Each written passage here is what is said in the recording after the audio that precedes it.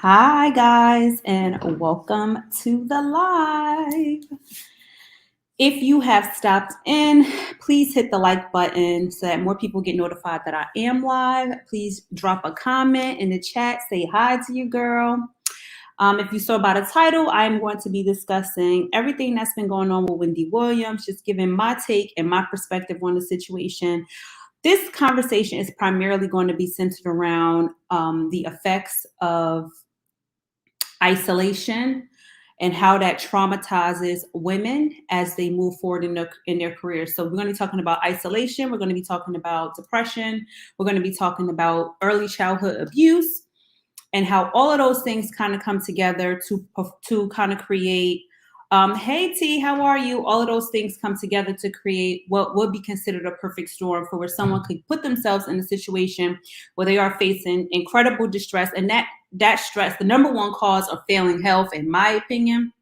It's very sad to see her go down like this. T, it's unbelievably sad. How was your Thanksgiving, girl? I feel like I always just come in and get straight to business. That's my personality. I'm like super type A when it comes to like doing work, even though this is not really work. This is leisure. But when it comes to work, I am super type A. I'm like, let's go. Let's get to the business. Boom, boom, boom, boom, boom, boom, boom. Let's knock it down. But I feel like I should be like, how was your Thanksgiving?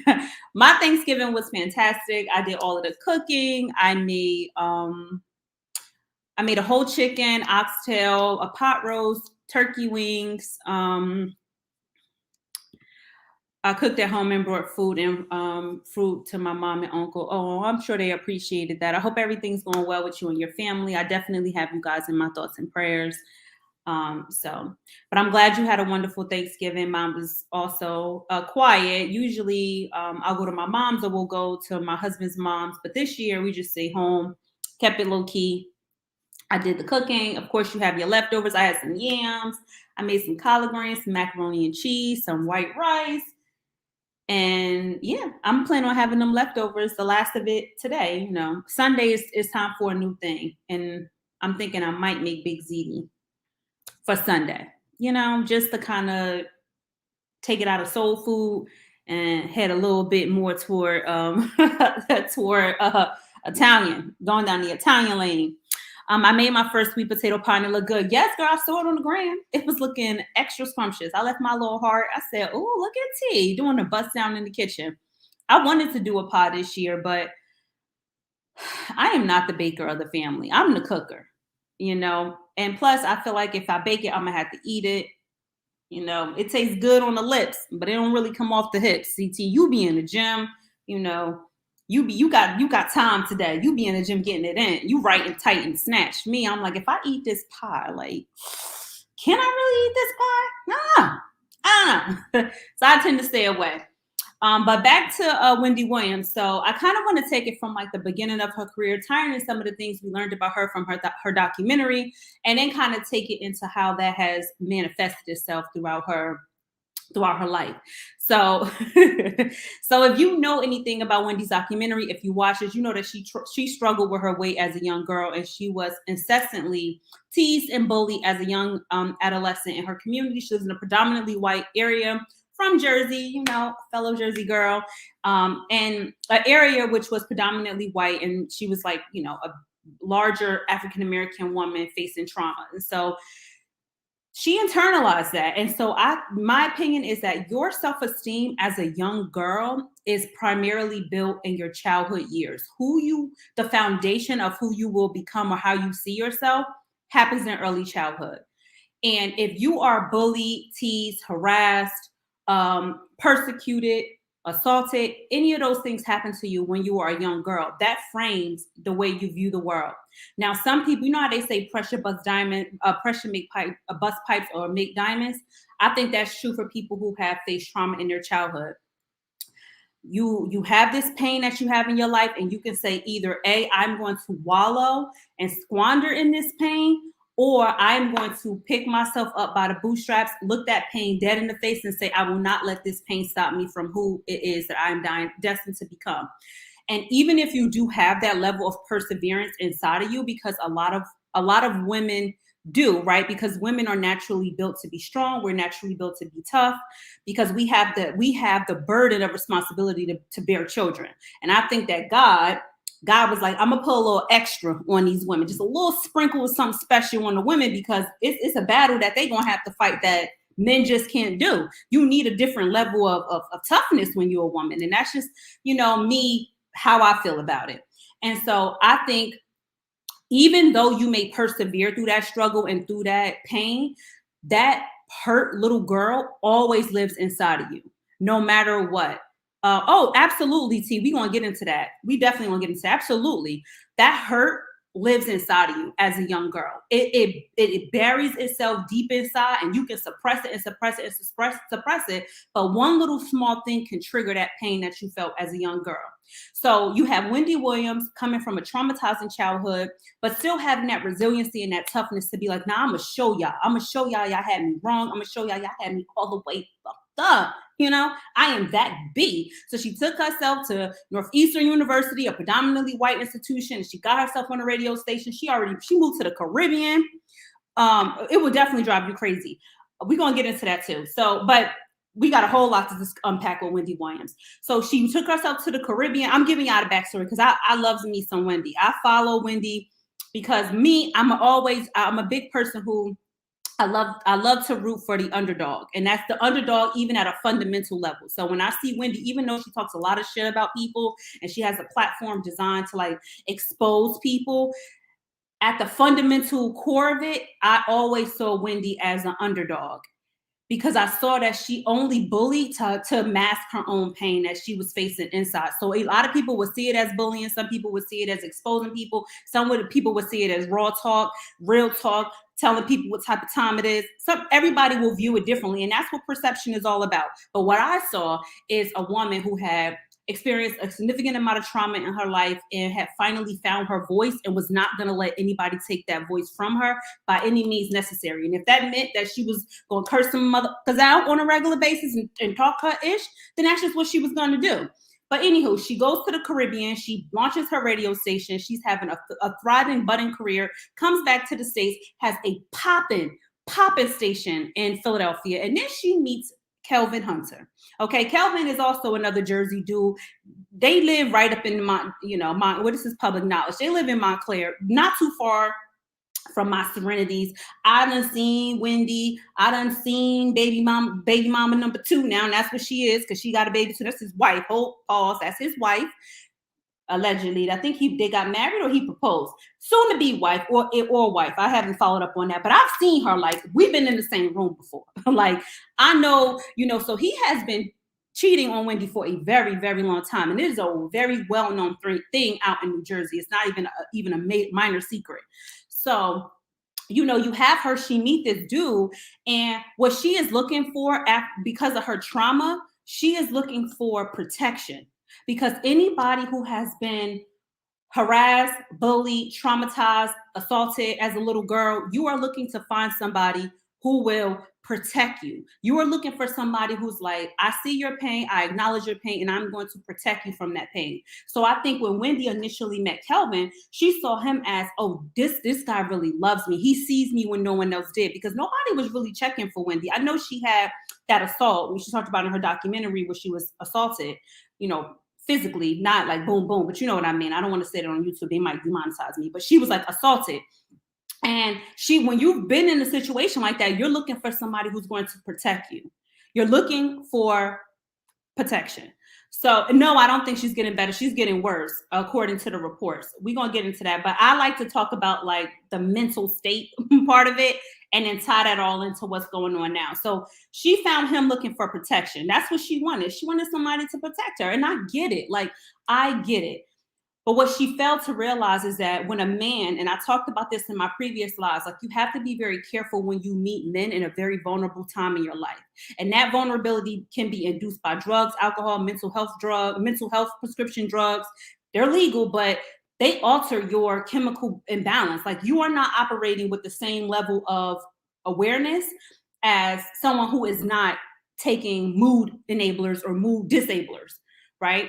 So when you meet somebody at a time in your life where you are not mentally and emotionally well, for whatever reason, you have to be very careful of who you invite into your space, because there are men, and I talked about this if you watch my video on Danny Lay and the baby, there are men who absolutely prey on women who have broken, traumatized backgrounds.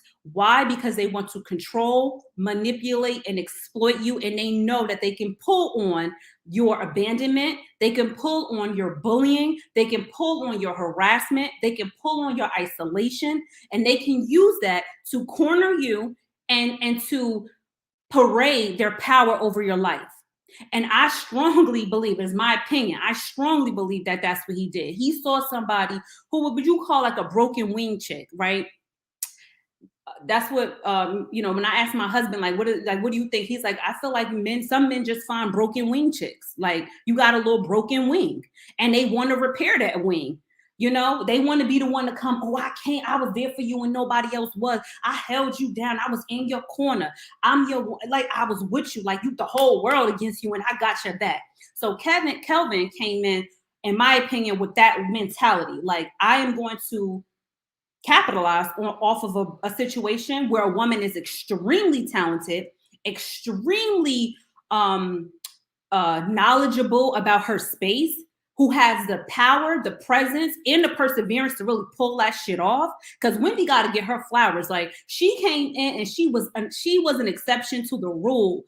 No bit bullshit. Like, radio was one way. Wendy came in as a disruptor. Like, I'm disrupting all of this. I'm bringing something new to the table. Something, even though we had Angie Martinez, who was the voice of New York, Wendy knew I ain't going to get in that lane. I'm getting in a whole nother lane. I'm coming in guns a-blazing. I'm coming in to stand up to everybody in the industry and all their secrets, right? That's how she came out, and she had a nice little space for herself.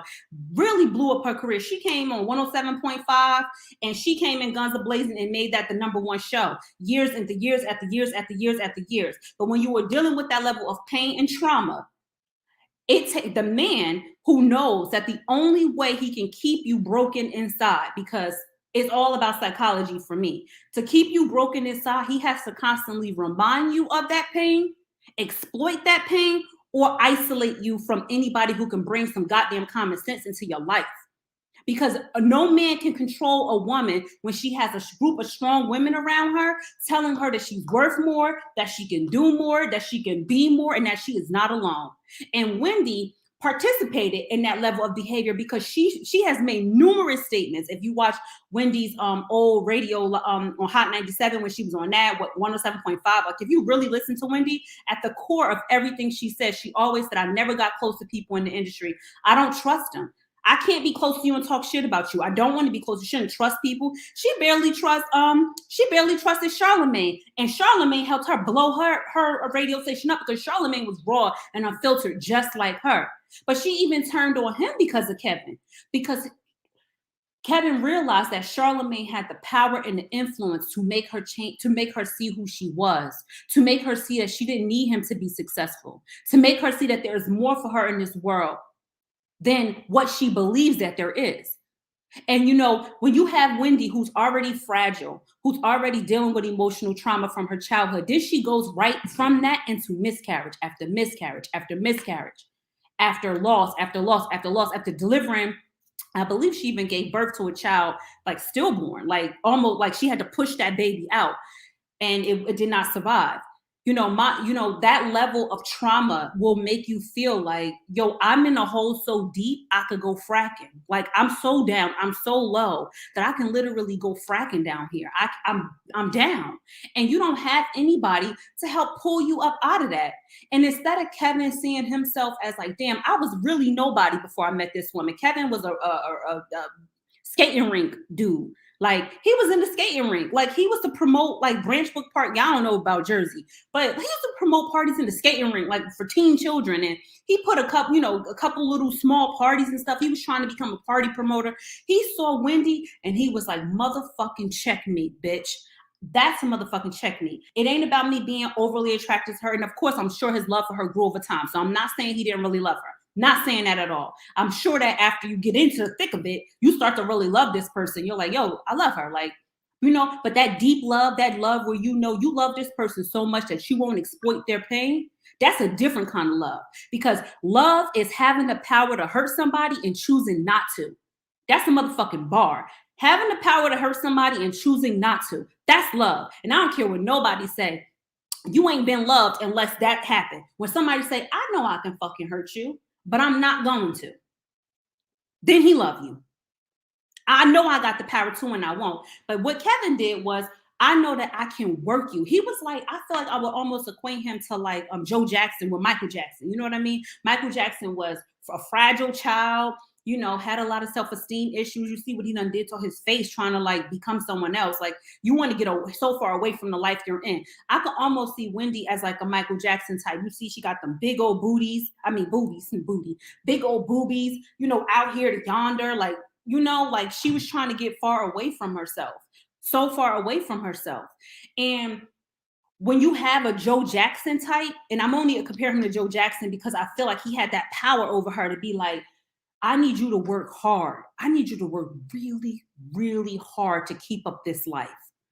You can't get away from it. You are, and that's the problem with being the only person in your family that made it. And another thing that happens to a lot of people who've been traumatized, bullied, and harassed as kids, you often become the person in your family that made it. Because you have so much to fucking prove. You have so much resiliency built up inside of you, and you have so much pain that you got to channel that pain to do something different.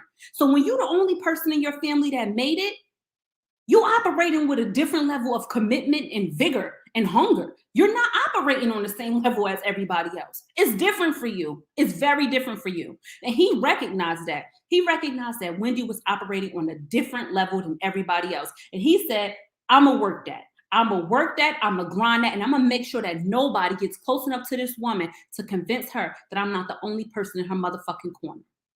And Wendy was willfully complying in that. Willful blindness. Willful blindness is a thing, Wendy, and I pray for your health and safety. I'm just, on the outside looking in. You my girl. I love me some Wendy Williams. So this ain't me dragging you. This is me pouring into you. Like, it may be too late, and I pray to God it's not. But willful compliance, and she kind of admitted that in her documentary. Like, she participated in that. It's a thing. Don't be willfully compliant to somebody ruining your fucking life. Do not. You need real people in your corner to tell you, "Ooh, sis, that don't look right.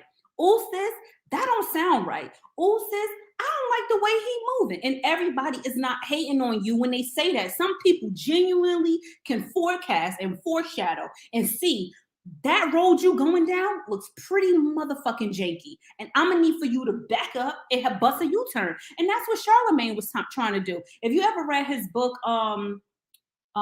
with Black Privilege, I love me some Charlemagne too. If y'all don't like Charlemagne, don't come for me in my chat. Keep your opinion to yourself. I like Charlemagne. So if you read his book, he talked about how like him and Wendy had like a different kind of personal relationship. Like, he would really kick game to her for real. Like, yo, you don't gotta let this put his hands on you. You don't gotta let him do this, that, and the third to you. You don't have to do that. There's a different world. There's a better choice for you out there. And a lot of women get so caught up in, I talked about this in my live with it wasn't the Danny Lay one. Oh wait, maybe it was. I think it was the Danny Lay one. A lot of women get so caught up at being at the table that they don't care how many other people are at the table with them. They're like, as long as I'm his main bee, that's all that matter. Like, everybody else could be at the table too, but as long as he know, I know, and they know that I'm in charge, then we good. No, stop operating like that. That's not normal behavior. So Wendy knew, she absolutely 100% knew that he was dealing with Sharina, the baby, the soon-to-be wife or wife. I'm not sure if they're married yet. She absolutely knew, but she knew that he was all she had. This is all I have. I have pushed all my chips in on this man, and now I am too far gone. And I try to encourage women, especially my clients that I talk to, never let yourself get that far gone. Don't ever put your eggs in one basket. Don't push all your chips in up. Yes, you'd rather have a piece and just be alone. Do not push all your chips in on one man. Don't do that. And if you are going to do that, you better be goddamn sure that he loves you enough, that he knows he can hurt you, but he won't. You better be damn sure.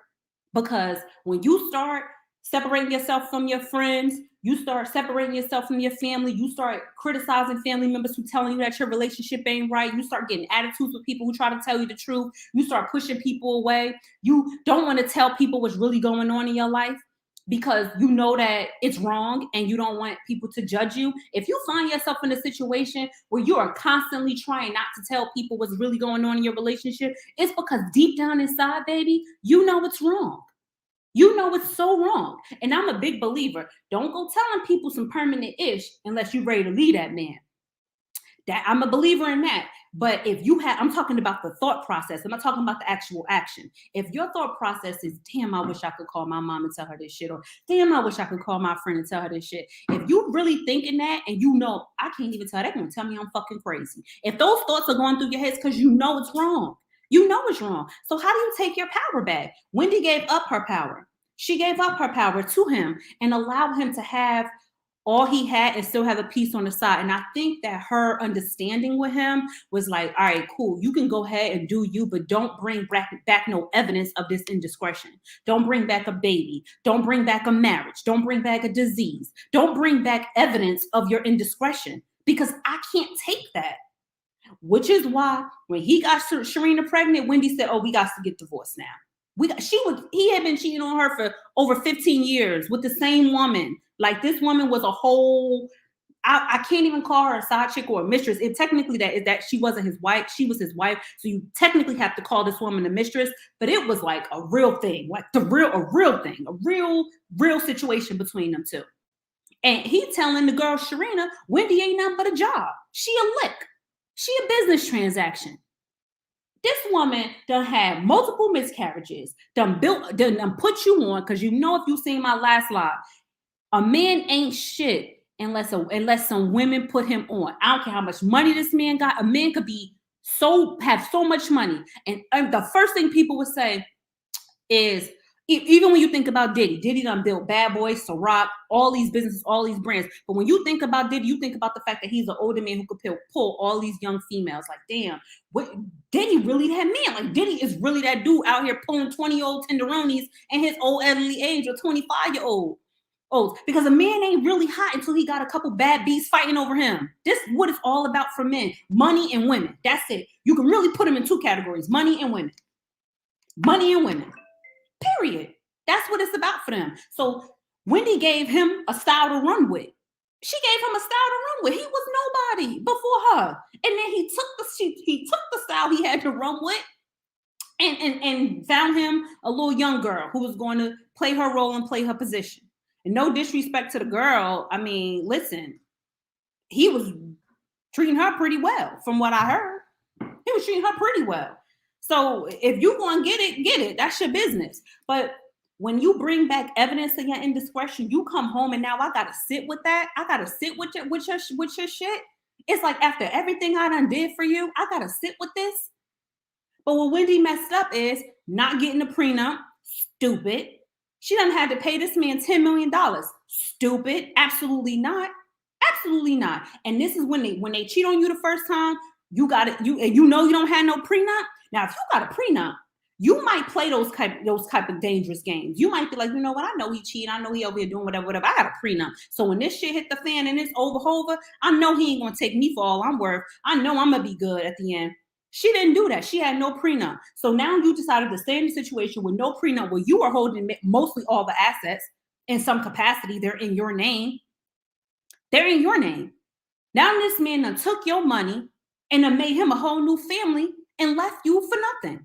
And that's what caused her depression, stress and isolation and humiliation and being, you sit in that chair and you like, I done came all this way. And I'm the one left holding the gag gift. That's how Wendy feels. Like, I imagine that's how she feels. And I don't know this woman, but in my mind, I imagine that's how she feels. I am left holding the motherfucking gag gift. He got another baby. He got another wife. He got another family. They opening up chain restaurants and car washes and dispensaries or whatever the hell they got going on. And I'm over here. Yes, I have a very lucrative and successful talk show, but I got to get my ass in this seat every single day and show up on live television with everybody in the whole entire world looking me dead in my face and saying, that bitch sorry, Wendy, I'm going to call you a B, but that chick got cheated on. That chick got cheated on. That chick got cheated on, and her baby, her husband, then had a whole nother family with somebody else. After they got cheated on her for 15 years, divorced her, and got married the other woman and got her pregnant. And we're looking at you on live, like live footage. Everybody's thinking that. Everybody's thinking that. And that level of humiliation, you really can't recover from. And this is why she should have been chucked the deuces. Dude, you're not about to embarrass me to the whole wide world. To the whole wide world. It's one thing when it's private and don't nobody know about it. And it's like only a Jersey thing, right? It's speculation to the world. It's a known thing in Jersey. That's a controllable environment. Nobody from Jersey was on a TV like, we done saw them together. Oh my God. But when it's public, you got me out here looking crazy after I done put you on. I done got you hot in this street. Remember when Jay-Z said that line? No, was it Jay-Z? No, it was Nas, my man. And Ether, when he was going after Jay-Z, and he was like, the only reason why you hot is because you kept your face in Foxy pussy. Ooh, I shouldn't say that. But pussy is a cat. The only reason why you hot is because you kept your face in her puss. That's it. Men get hot because a woman done said you was hot. That's it. If a woman don't say a man is hot, I don't care how much money he got. You ain't really that popping. You need women. Women control the narrative when it comes to that. Women control the narrative. Stop giving these men the permission to be hot. You let him go. Dude, if you want to be with her that bad, bye. Go have her. If Wendy would have left him 15 years ago when he first cheated, we wouldn't even know who Kelvin was. He would be a ribbon in the sky. We wouldn't even know him. We would know who Wendy was, though. We would still know that Wendy was that B on 107.5. We would still know that Wendy is that girl and all the T and all the P's. She's the bee's knees. That's what we would know. We might would know him. And the girl, the wife, or if she's wife now, would have left him. You think she would have stayed with him if she wasn't getting designer and all of that and getting put on in these streets? You think absolutely not. She would have been like, I'm out of here. Like, I'm good off you. I'm on to the next hot thing. But Wendy didn't do that. You trying to fight a battle for a gag gift, because ultimately you ended up with a gag gift. I'm not about to fight the world for a fucking gag gift. I'm not doing it. I'm not doing it. And that's where Wendy went wrong. She got stressed, she got depressed, she got overwhelmed, and that caused her massive health issues. And then God forbid, God bless her soul, the loss of her mother. I am deeply concerned about Wendy after what happened with her mom. Deeply concerned, deeply concerned. Because her mom was her best friend. That was the one person that she was saying that, when Wendy used to talk about her mom, I used to just watch her show. I honestly couldn't watch Wendy anymore after her mom passed because I could see the pain. I could see the hurt in her eyes. I stopped watching her show because I was so heartbroken for Wendy when her mom passed, because they used to sit on the phone and do their nails together. Her mom was an older lady. She would call her mom and tell her everything. That was her best friend. And when you are in an environment where you don't have nobody else and all you got is your mom, and you lose that person, I'll never forget it. Wendy made a comment, and I read the comment. It was a published article, and somebody was quoting her, and the quote said, actually, she said this on her show too, but then someone wrote an article about it. And she said, when her mom passed, she said, my mom passed some weeks ago. But you know how it is. You start losing track of time in the days. I can't say when it was. It was just some weeks ago. But I lost track of the time in the days. I don't think anybody understood the depression, isolation, and almost, I'm going to say what it came across as, but I'm not saying that this is what she had. I'm going to say it came across as almost dissociative, like a dissociative identity disorder, where like your main person, like Wendy, who sits in the chair, who like is on and popping, is different from the other person who has experienced this massive hurt. And she can't connect that pain she can't connect those identities to each other to deal with. Wendy can't deal with, the person inside can't deal with the pain. Wendy's only equipped to deal with the pain. Wendy, the front man. And I saw that pain in that statement, to say that you've lost track of the days and the time, that you don't really know, you're unsure, like with a straight face. I don't think she was trying to be like vague. I think she was genuinely saying, like, I'm unsure. I'm unsure of when this happened, because that pain is so deep. It's so deep inside of me that I'm so hurt. I don't know. And I couldn't watch that show after that. I couldn't. It became like, to get on there every single day and have to deliver yourself to the world and have to put up a front and a facade, knowing that the only way you can hide your hurt is through drugs, alcohol, allegedly.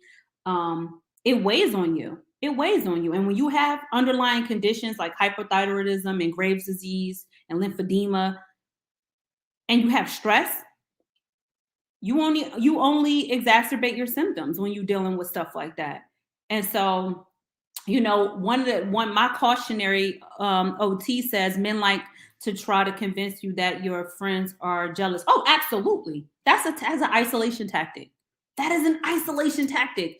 Number one, convince you that you are crazy. Okay, because that CT, you done took me down a rabbit hole, but we got to get into it. When you meet a man who wants to manipulate and control you, his very first course of business is to create reliance. That's number one. Number one is love bombing, right? So love bombing is when a man comes into your life doing something for you that nobody else had ever done, which is what Kevin did to Wendy. You come in, you protect her, you curse at people loud, you outside ready to pull up. You know what I'm saying? He pulled up on what was it? Not SW, was it SWV that Wendy talked? No, Total. It was Total. He pulled up, jumped out the car. What's good? What's good? Number one, you love bomb. Number two, you display a characteristic that this person has never experienced with any other partner. So women tell most men when you love them, you tell them your pain, right? Oh, I have a bad relationship with my mom, or oh, my friends, are not really cool. My friends they be hating on me, or oh, whatever. You tell them what your hurt is. His number one thing to do is to heal that hurt and by love bombing. So if you never had support from anybody in your life, he's going to be the most supportive person you've ever had. But it's a temporary thing. They are going to flood you with support to hook you in, lock you in, and then they're going to begin the cycle of breakdown. So it makes a drastic turn. 1 minute you're the apple of their eye, the love of their life, and they'll jump through hoops and downs for you. Then within an instant, now they start the triangulation process, which is exactly what Kevin did. Insert Serena, triangulation. Now I'm going to constantly put you in position against another woman. I'm going to constantly make you feel like you are not good enough. And it can be overt or it can be subversive. And by overt, I mean they'll actually look you in the face and be like, dang, yo, you will look so much better if your butt was just a little bit bigger. Or, oh, damn, you'll look so much better if your stomach was just a little flatter. Or, oh, damn, you'll look so much better if you wore your hair like this. Like, oh, babe, you know what I mean? Or that's overt. Then there's subversive, where they'll just start liking photos of women who you look nothing like. They'll start staring just a little bit too long at a woman who looks nothing like you. Don't tell a man everything because they're usually against you. A word, T. Let's clap this down for T, because that is a word. Never tell a man everything that's hurt you. That's hurt you, because they will use it against you. Okay, unless you are sure, like I said earlier in the live, that this man loves you so much that he knows how to hurt you and chooses not to on a constant, continuous basis. Period. Keep something to yourself, ladies. Keep a little bit of that pain for a rainy day, because you never know when you might need it. But I digress. So then it's that subversive. Liking other photos. That small manipulation where it's not so direct, where you can't really say he being mean, but it kind of feels that way. And then when you confront him about it, he call you crazy. That's his gaslighting. Oh, you being jealous. Why you so insecure? I come home to you every night. These just on the internet, they don't mean nothing. It's not what you think. Why you so pressed? You popping. You want. You being finesse, Bo. You being finesse. Because a man who loves you ain't going to hurt you. And by hurting you, that means he's going to let the world know that he loves you so much, he's not about to embarrass you, period. Yes, I 100% believe that men are naturally attracted to women. That's a normal thing. And that men find other women attractive, just like women find other men attractive. But I have respect for my husband that I would never actually start liking these photos. Like, okay, I may make a mental ooh, Beard Gang, what's up? Like, you might make a mental note, but to actually press the button and leave a digital record of it, please advise on why that's necessary. I'll wait. Why is that necessary? Because it's a form of manipulative control. It's a form of manipulative control, period. And you could say, oh, it's just photos, it's just likes, it's just this. No, it's not. It's disrespect. no matter how you cut the pot, it's disrespect. If you like the photo, congratulations. Her butt is fat. She do look good. Yeah, I like it too. But I made a mental like, I ain't clicked the photo. Keep on scrolling. Period. And that's just about respect. That's not about and that's how they control you. So now we got the subversive things where they're constantly reminding you through small acts that are not direct. Like you could be mad about it, but then you got people saying you overreacted. Then you got people saying it ain't that serious. Then you got people saying it's social media. So now you in your mind like, am I crazy?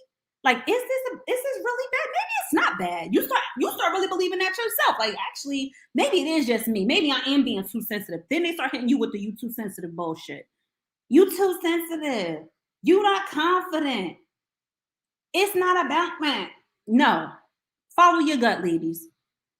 And then they start saying it's me and you against the world. To me, if a man looks at you and says it's me and you against the world, that is the poster board for run for your motherfucking life.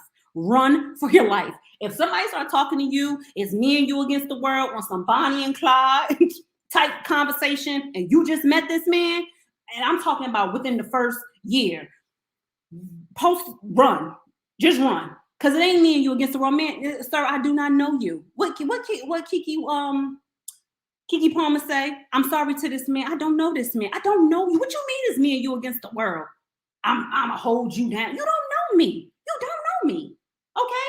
You ain't even make it through chapter 3 of this book. Okay? I'm a book. You ain't even make it through chapter 3. You're talking about me and you against the world. I don't know you, sir. I don't know you. I don't know what you're capable of. I don't know the extent to which you will hurt me. So it's not me and you against the world. Women, you want to live in a fantasy and fall into that bullshit. Don't do that. Don't do that. You judge a man by his actions, period. A man will show that's the one thing Kevin Samuel say that you might agree with. You judge a man by his actions, period. If his actions don't match what's coming out of his mouth, then this man is untrustworthy. You can't say you love me if you're willing to humiliate me. You can't say you love me if you're willing to triangulate me. You can't say you love me if you are willing to embarrass me at every turn that you can. What did Halle Berry say in Boomerang? Love would have brought your ass home last night. Exactly. Love would have brought your ass home last night. Period. That's what Wendy should have been telling Kevin. Love would have brought your ass home last night. Period. Because last time I checked, it is the Wendy Williams show that I made you a manager of, that I gave you a style to run with. I gave you a style to floss. You ain't put me on to SHIT because nobody would know you without me. You would literally be a faceless man, probably on Facebook, not even on Instagram. You wouldn't even be on Twitter. You would literally be a faceless man on Facebook, that a has-been or a nobody. And I put you on, I gave you a style to run with, and here you come embarrassing me, having another side woman on me. And I blame Wendy because Wendy should have chucked it. I'm out ski, baby. It's no way I'm gonna be this lit and I'm gonna just dim my light so you could shine.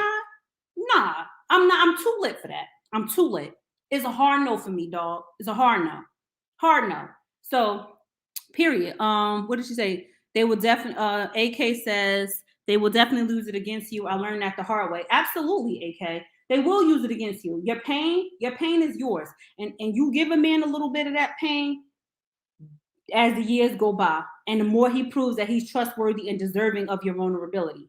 And I'm only speaking from the perspective of a woman because I am a woman. I'm sure my husband will probably have an entirely different perspective as a man because he is a man. He's speaking from his perspective.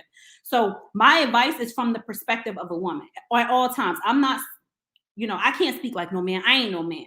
But I'm going to tell you what it is for a woman. I'm going to tell you that when a woman is giving birth or losing life, it is a level of devastation that nobody can understand. Nobody can understand what that pain is like, And if somebody would even consider exploiting that pain in any capacity, this person is dangerous to you. There is no coming back from that. No coming back from somebody who would exploit your pain at a vulnerable time. He's been dealing with this chick for a very long time. I'm talking a very long time. There's no coming back from that.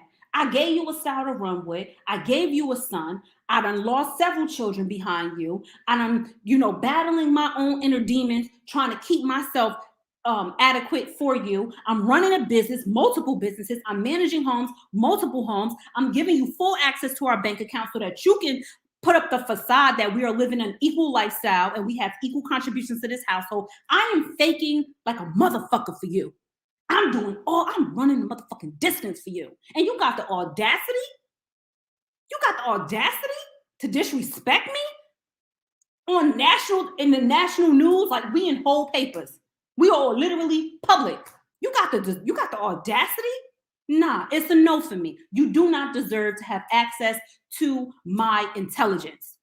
Because if you are the one who's running the low, you know what I mean? Like you the finesse in the family, you the person who know how to take $20 and make it into 100. You know how to build a business from scratch. You got the confidence to do it. You got the confidence to do all of that. I'm not about to let you sit here and take everything from me. And that is how women get so depressed they'll never recover. That's how people could end up taking their own life. That's how people end up falling into depression and despair, having a drug overdose, because you have given so much of yourself to a situation that did not deserve your attention to begin with. Because if you saw the red flags 20 years ago he was cheating. What are you still doing there on year 25 looking crazy? Like, this just in, you still cheating? Like, I'm still here. Like, you ain't learned nothing. And I'm not saying that women don't get cheated on and forgive their men, because they do all the time. All the time. But when a man cheats on you and he is truly sorry for his wrong, and he's like, fuck, I have fucked up. This man will jump through an insurmountable amount of hoops to prove his love and to keep his family. I promise you that. I promise you that. There is no limit to what a man will do when he loves a woman. No limits. No limits whatsoever. And this is evidenced by my own life and the men that I know personally. No limits. No limits. When a man loves a woman, ain't nobody could tell him nothing about her. Period. I don't care. He not about to get caught cheating. He not about to be out here cheating. Nobody ain't gonna be talking about him cheating. He gonna lock in tight. He gonna be like, oh hell no. I done almost lost my whole family. It's a no, dog. I got the button up. I'm home. Where we going? I'm home. I'm home every night. I ain't got nothing to do. We got kids. Wendy on the M only had one kid, but I'm home. I'm home. I'm in here. I was the baby girl of 14 sisters. Oh my goodness. I've seen so much. My sister husband killed her. She died in the arm. Oh my God. I'm so sorry. She had 4 kids by my wish you would love. Oh my God. I'm so sorry. I'm so sorry.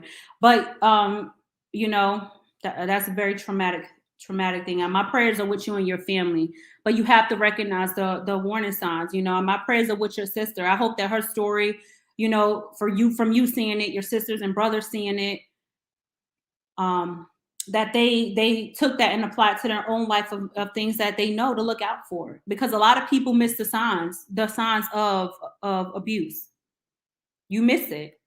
And it's easy to miss it because you are in love. Love is blind. What did Eve say? Love is blind. I love Eve too. And it'll take over your mind. And what you think is love is truly not. You need to elevate and find. Love is blind. I know you could be in a situation like, oh, I don't even know you and I hate you. Because all I know is that my girlfriend used to date you. Like you could literally look at somebody's situation, but like, I don't even know you and I don't like you. Because you had a good thing and you couldn't appreciate it. And that's one thing I can't stand. That's what I be telling my clients. When we be talking, I be like, listen, one thing I can't stand is an ungrateful mother lover, okay? Don't be ungrateful. Don't be ungrateful, okay? Don't be I can't stand an ungrateful person. Can't stand it. Period. Don't be ungrateful. Who? Like, nobody knew you before you met me. And you ungrateful? For what? I ain't do nothing to you. Why we just can't be happy? And if you're not happy, have the common respect to come home and say, listen, I can't love you the way you need to be loved. I just can't. I'm incapable of loving you the way you need to be loved. So I'm going to do the right thing by you by leaving the situation. And that's where I say men have the power to make alternative choices. When a man has a man knows the vulnerability of a woman because a woman tells most women will tell the men her vulnerabilities, and men will tell women their vulnerabilities too. So I'm not just saying women can't manipulate and exploit men. That's a different video on a different topic that we'll examine later on, but that's not what this video about. We're going to talk about how women manipulate men too, because that's a thing. But when you give that vulnerability to a man, like, I'm gonna give that to you to hold, I feel like a man has an obligation. If you know that you're the one who's not right in the situation, you know that you're the one who keeps causing the hurt, and you're the one who can't stay on the straight and narrow. I feel like a man has an obligation to relinquish that woman to something that can serve her better. Relinquish that woman to something that can serve her better. You should be able to look yourself in the mirror and say, I am not ready. I am not prepared. I am not adequate. I am not deserving of all that this woman has to offer. And instead of me taking the last good thing she has left, because ain't nothing more. And this is, I'm sure, somewhere after losing her mom and after losing her husband, was at the bottom of Wendy's broken heart, is the fact that she can no longer continue her show, and it's not on her terms. It's not Wendy coming on and getting her grand flowers, her grand celebration of Wendy, and everybody having the balloons, and there's a plaque, and there's a huge party, this huge, massive celebration to commiserate her wonderful career, what she's given to the culture. Because whether you like her, love her, or hate her, she's giving something to the culture, something that I'm praying for her too. And instead of her being able to have that, instead she's wheelchair bound. She's wheelchair bound. Will she ever have that? She said that, I read in an article that they saying she may never walk again. I saw a video of her being pushed around New York City in a wheelchair, had to be lifted up and guided to the car. It's just like, you should love a woman enough to say, I'm not going to take the last thing she loves. Like, I love her. I love you too much to cause more hurt to you. Like, I'm going to exit now while you still got, while things are good for you. I'm going to exit now. I'm going to let you have that last piece of something that you love. But I think she lost everything. She lost her show, and not on her terms. Her mom, God bless her soul, her marriage, her self-worth, her conscious mind, because allegedly she struggles with addiction, where she did definitely struggle with a coke addiction before, but she got over it. She lost her friends. Charlamagne was a great friend to her. And I was very happy when they had a moment to reconnect and chit chat, but it will never be the same, because a lot of people, when you're a good person and somebody hurt you and you ain't do nothing to them, you'll never forgive them.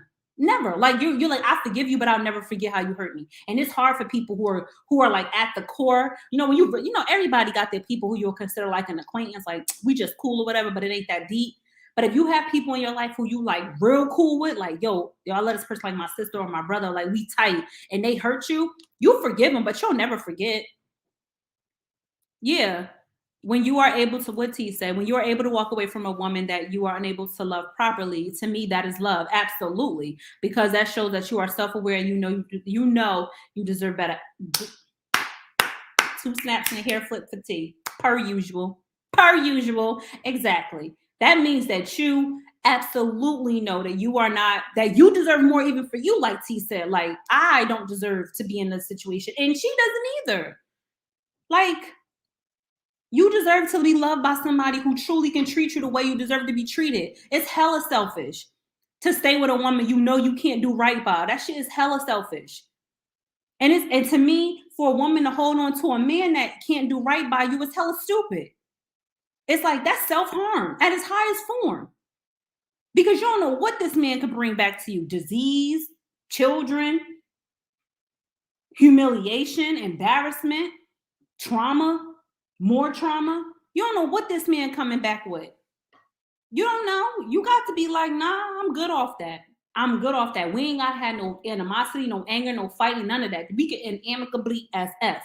But I'm good off that. And if you are going to take him back, it's a one strike rule. Like, yo, if I take you back after this pain that you caused me, there ain't no you can't spin the block. There ain't no getting in the car, spinning the block. Like, I took you back. I done committed. You can't spin the block. You spin the block after I took you back. That's it. You showed me who you were. I didn't believe you, and then you confirmed who you were, and I'ma still not believe you. It's like at some point, when do you take accountability for just being stupid? And do you want to be Wendy Williams? Do you really want to be the one sitting on the thing, looking around at your life and being like, I done gave this man everything. He done, and after you gave this motherfucker everything, he still came back to collect because you ain't had no prenup. So he took you for 10 million on top of all the pain, the trauma, the drama, the baby mama. He came back to collect for $10 billion. He spent the block. This man rolled in the car, spent the block again, repoed the car, got the car back, came back again, and said, nah, fill up the tank. You got to fill up the tank. Because you be damned if I'm leaving here after everything I done did to you with nothing. Nah, I'm going to take everything from your bank account. I mean, I'm sure Wendy still had a lot more left. But you know what I mean? To her, $10 million, that sounds like a lot. That sounds like you really said, I'm turning over every rock. Like, I'm gonna make sure I flip all your rocks over. So every time you go to the bank and get your bank statement on the first of the month, you gonna see you have $10 million less in your account. It's a constant reminder financially, constant reminder socially, because everybody know what he did to you, constant reminder in the press, constant reminder when you can't even pick up the phone and call your mom because she's no longer with us. You don't even have anybody to talk to like that. God bless her. I feel very bad for her. And even though I know she's done her shady stuff, it was all under the guise of like journalism. You know what I mean? And everybody in the industry has done some bit of dirt to somebody else. Wendy just had a platform of dirt. But that doesn't just distract from the fact that at the core, I don't think Wendy was a bad person. Nobody ain't never pull out no report saying Wendy done did something to some small children, or Wendy beat her children, or Wendy stole something, or Wendy committed a crime, or Wendy's a robber, or you know what I mean? Like nobody ain't come out with nothing. All you can say about Wendy is she talk ish about people and that she exposes people. And yeah, it's a little bit mean, but when you in the entertainment industry, that's like par for the course. Like, the shade room ain't no different. You know what I mean? Like, it's par for the course. I just feel bad for her that this is the way that her moments will be. And I don't know. I got a bad feeling that Wendy ain't going to make it.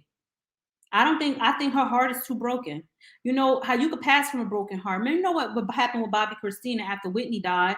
I know they said she had an overdose or whatever, but what triggers an overdose or for you to exploit with drugs is a broken heart. Some people don't recover from a broken heart. It could kill them.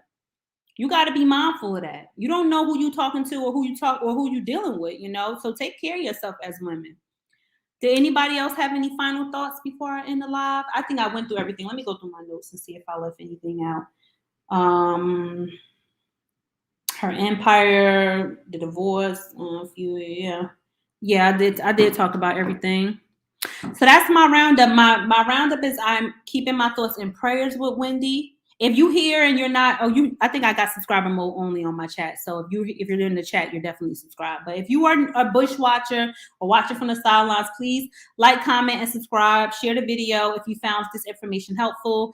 If you're new to my channel, it's Amira. I like to come on and give advice, take recent events or popular trending topics on YouTube or in the media and give my commentary and opinion from like a self-confidence perspective, self-discovery, self-awareness.